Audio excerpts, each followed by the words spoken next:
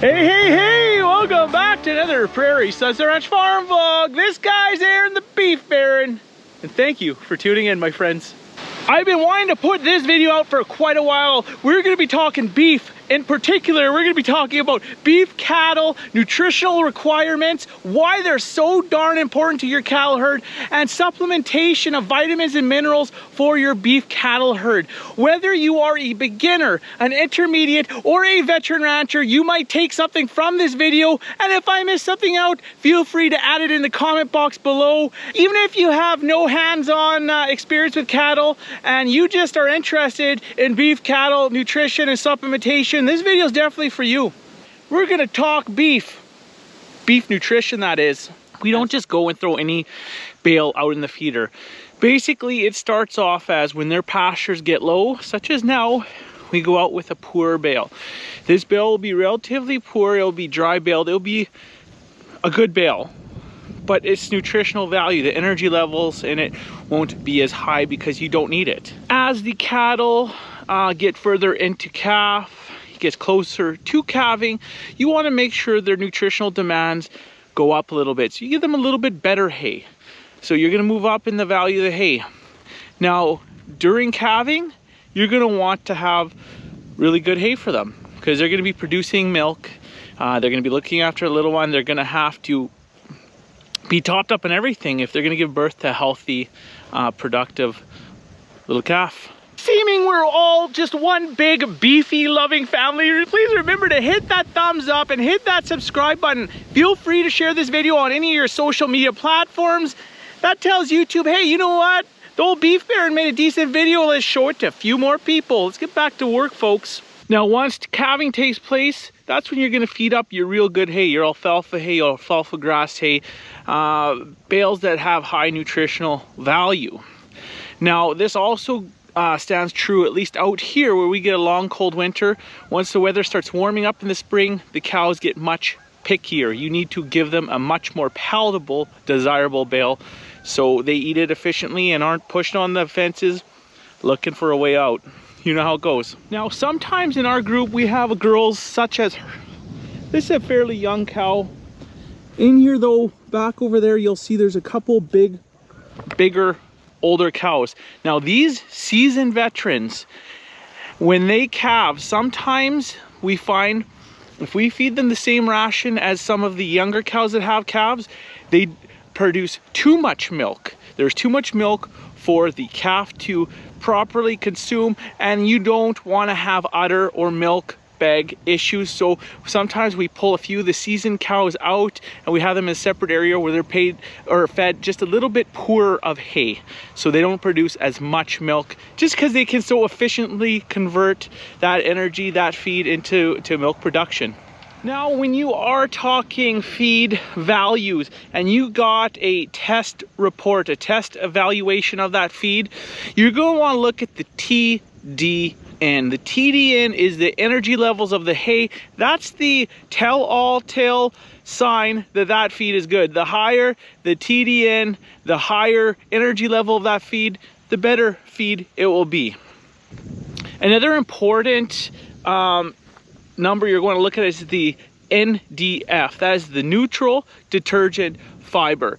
The higher this number, the poorer digestibility of this feed, meaning the cow isn't going to efficiently absorb and use it to the best of its ability, just because it can't. It's not digestible enough. So absorption intake will be lessened and there'll be more waste.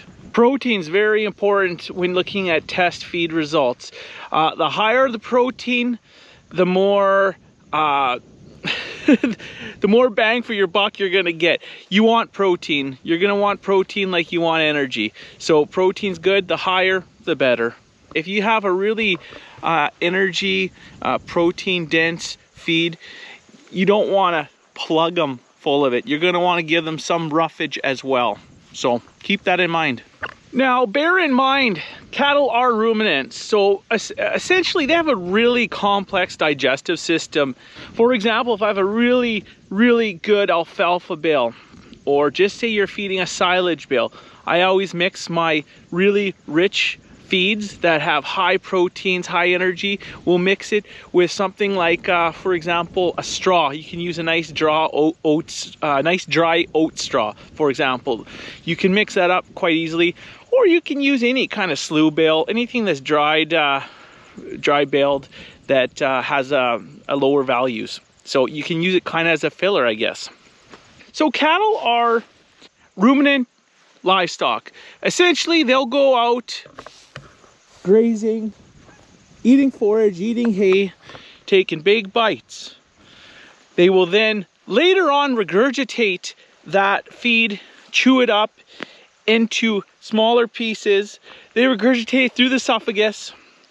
They chew it up, smaller pieces, swallow again, and this will go to a 4-chambered stomach. In this 4-chambered stomach, the feed will find its way to the rumen. The rumen is where 60 to 70% of digestion of whatever feed intake they take in, that's where 60 to 70% of the digestion will take place. So the rumen holds all these different bacteria, and essentially it's a large holding center for all this forage and feed to ferment. That's how it breaks down. That's why sometimes their breath smells so damn bad, right? Cover your ears, but your breath smells horrible. Will you stop pushing me? What is your problem? Holy moly, guys. Girls, some manners. Gee. Hey, Gray, stop it. She wants me to move. Don't you bite my leg. Cattle supplementation, such as the mineral you see them consuming there with the salt block and the salt, and that's basically a mineral vitamin premix specifically for beef cattle to keep them in good tip-top shape, keep their hooves healthy. You know, it's got the zinc, the copper, the calcium, and on years like this, it's very wet out. Very important to keep those supplements. It's really good to keep that mineral. You have to keep the mineral and vitamins in them. You got to keep them topped up. Now, you don't have to supplement as much early in the year. Just like when they just go to pasture, a young crop, young pastures, etc., is going to probably give them a lot of the nutrients that they do need depending on the year. I don't want them to be deficient on anything, because at the point you're deficient, that animal's not operating at 100%. You know, you need a productive animal, and in order for them to be productive, you got to keep them 100%. So I like to keep them, right now we're just topping them up, and we're going to keep them topped up over the winter with the use of Camelyx, liquid molasses, loose mineral, loose salt blocks, and we will use lick tubs this year because the crops aren't going to have the nutritional value. So the hay that we made this year isn't going to have the nutritional value it had the last few years. Even though we had less of it, it was at a higher nutritional value. So we're going to definitely have to go a little heavier on the supplementation of the loose minerals and the lick tubs this year for sure. Now, water is 50 to 80% of this girl's weight. That's huge. Water is just so important, and I know I say this right now, I understand the importance of it because I was hauling water last year, and I'm telling you, to keep up to these girls, these aren't even our big girls. This isn't the seasoned cows. These are the younger, smaller girls, and to keep up to these girls, it was an absolute nightmare. We were watering them like 3 times a day. It was an endless job, but you have to. Without water, don't even try. If it's not clean, good, potable drinking water, then just don't bother. Now, the vitamins in these beef mineral premixes, they're going to help with their metabolic actions in their body. So a little bit different than the minerals, but the vitamins play a huge role as well. Now, when you're talking about metabolic processes, you can have a lot of issues with metabolic diseases or issues. You can have issues such as ketosis, milk fever, fat cow syndrome, to name a few. If you don't have a good mineral supplement feed program, you could get that. It's usually in the late pregnancy or the lactation period of the cow. Now, what we do with our salt blocks, if I just take a salt block or a few salt blocks out to whichever herd, whether I'm giving it to the heifers, the young cows, the senior cows, or the cows on the home quarter, I usually tend to put that salt block on a piece of or area of land that the cows don't typically go to or hang out at. So it'll be a poor piece of pasture for them grazing because they like to lick and hang out there. So I try to put the salt block on these areas to hopefully utilize them a little more and have them graze these areas and not just stick into those sweet spots they like, such as, you know, over here. Why did I put this one here? Typically, I wouldn't put it right here, but I have the panel set up there. I'm gonna be hauling my bull back home to breed our open cows that all had summer calving. So I want him to go back. That's why I put this here, so I can easily get him into the panels and put him in the trailer this week. So that's the reason for this. Otherwise, I probably would have put the salt somewhere where probably more up in that area where it's a little more sloughie. It's still dry, but they don't like hanging out there all the time, but that will make them go back there. I usually keep it in those areas. Typically in the winter, I keep it close to the water. I like the cows to walk around in the winter though too. They need to get some exercise, so I always like making them walk to the water bowl at least a little ways. You don't want a fat cow. A fat cow is unproductive. It's just as dangerous as having an over skinny cow. So you want them spot on, you know, you want them right in between there. You don't want them to look like Bully here. That guy must have had an all-inclusive trip this summer because he's beefed up. Topped up? I think they are topped up. There's no mad rush there. They all knew it was there. So it tells me that they're pretty good. So I'm probably not gonna have to bring a bag tomorrow. I thought I was gonna have to. But they're gonna be pretty good here for right now. There's a big salt block in there. I usually mix the loose mineral in with loose salt at whatever ratio they call for. And most importantly, if you're feeding your animals right, if you got it down to an art, you'll know, you can tell by looking at them. This isn't the product of me. This is the product of Mother Nature this year, giving us an abundance of hay.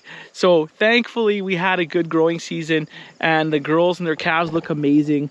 That's my quick little spiel on beef cow nutrition and the importance of it. I touched on a couple important factors when dealing with nutrition and beef cattle. So I hope you enjoyed it. Hope it was helpful.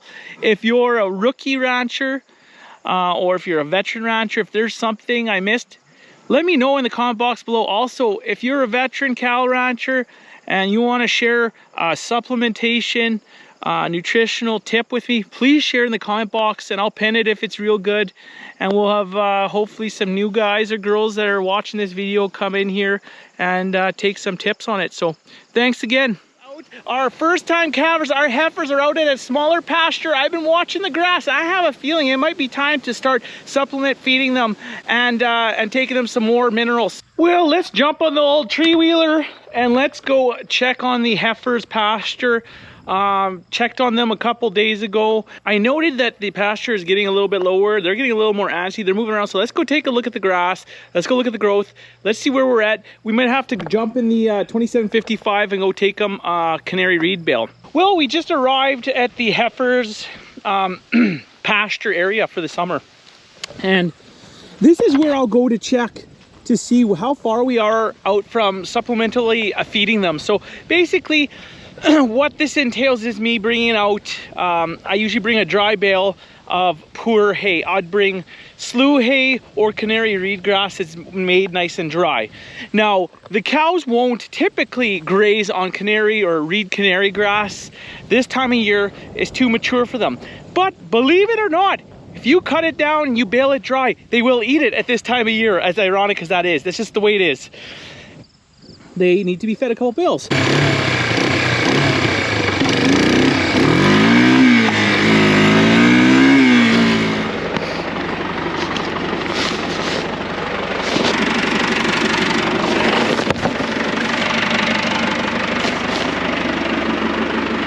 Well, here we are.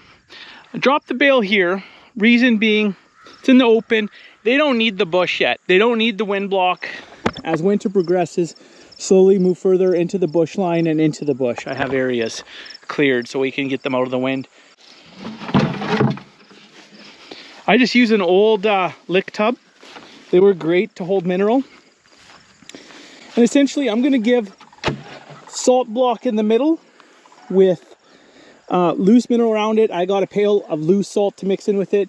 And then tomorrow I'll come back. If the mineral is gone, I'm gonna add more mineral. Basically, you keep on adding until you come back and there's mineral left, then you know they're all topped up. So I'm gonna put a whole bag in.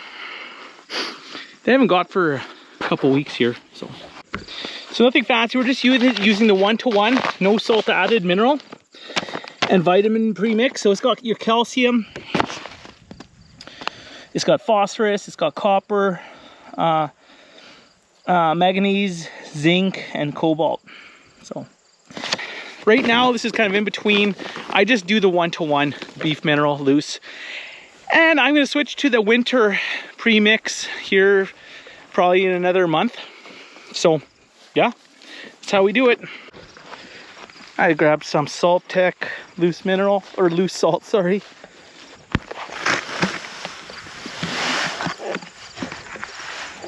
Going in. I'm going in, folks. Take up the pumps.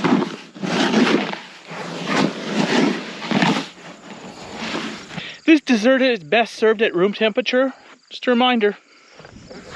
I'm gonna get out of here. I'm gonna grab the ATV and I'm gonna bring them here. See what happens. Before we return to the heifers, let's just go and chase a random calf that decided to go for a walk in the field alone. Cow problems, I'm telling you. Look at that little bugger. What do you, like, his whole, all his crew's on the other side. He's just running like a maniac. He doesn't know where to go.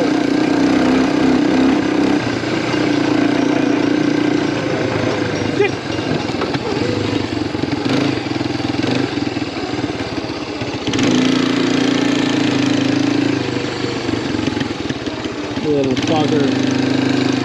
Hey! Nose licker! Nose licker! Yeah, you!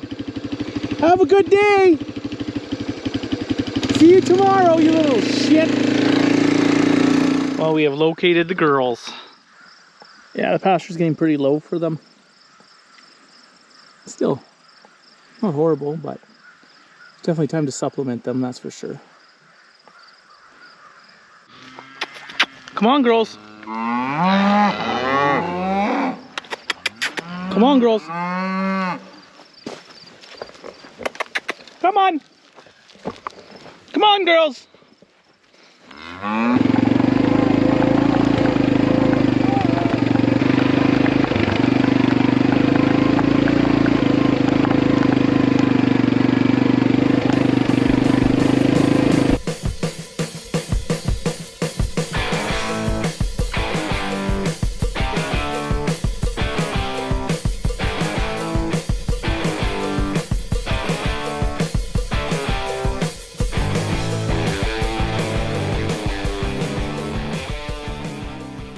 They're gonna peck away at it. When I see it gone, then I know, okay, you know what? It's time to be feeding them, you know, checking every day or so. Oh yeah, there's the mineral over there.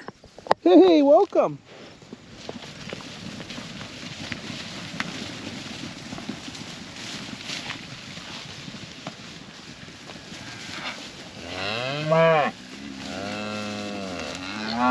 Minerals a hit. Bill, trying it out.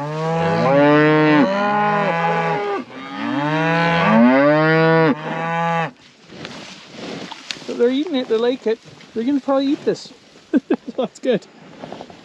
They don't look too hungry to me, to be honest, but whatever. Holy moly. Maniacs. Cow nutrition, I know it sounds quite complex, but it's really not. Once you get your routine down, it's quite simple. This is Aaron, throw it in the towel. We will catch you next weekend with an all-new Prairie Sunset Ranch farm vlog. It's gonna be a real sweetie of a video, so don't miss it. Be there or be square, my friends. Have yourself a fantastic weekend and a great week, and we'll catch you in the next one. Bye for now.